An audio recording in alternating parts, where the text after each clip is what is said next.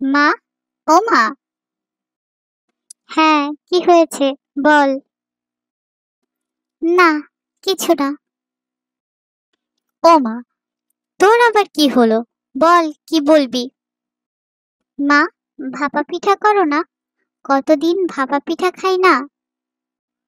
ভাপা পিঠা যে করব, তার জন্য তো চাল, গুড়, নারকেল এসব লাগবে। ঘরে তো কিছুই নেই। তাহলে বাবাকে বলো, বাবা নিয়ে আসবে। তোর বাবাকে কি করে বলি বলতো? তোর বাবার যে রোজগার, তাতে আমাদের দুবেলা কোনো রকমে চলে যায়।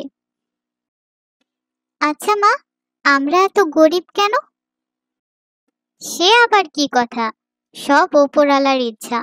আল্লাহ যাদের যেরকম দিয়েছেন, তাদের সেরকম নিয়েই সন্তুষ্ট থাকতে হয়। তুমি সব সময় এক কথা বলো। আমার বন্ধু দীপারা কত বড় লোক, তারপর ওই পাড়ার চৈতি, ওরাও তো কত বড় লোক। চৈতির জন্মদিন কত বড় করে পালন করা হয়। রুমির বাবাও তো কত সুন্দর সুন্দর উপহার দেয়।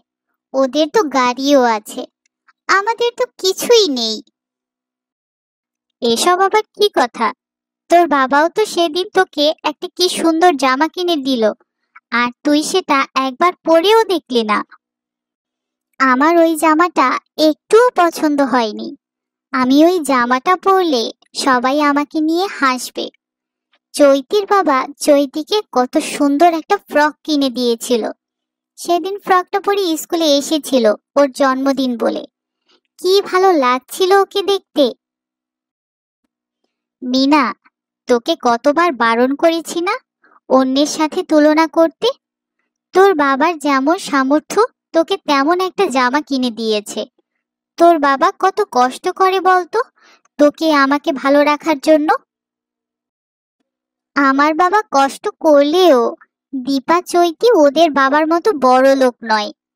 আমার বাবা গরিব, তাই আমিও গরিব। কেন আমি গরিব বলো তো? আমার ভালো লাগে না। তোর বাবা তোকে কত ভালোবাসে, আর তুই কি না তোর বাবা গরিব না বড়লোক এই বিচার করছিস? ছি ছি ছি। যা, তুই আমার চোখের সামনে থেকে যা, সরে যা বলছি। তোর বাবাকে বলে দেব আর যেন কিছু না আনে তোর জন্য। তাই বলো গিয়ে, যাও, আমার কিচ্ছু লাগবে না।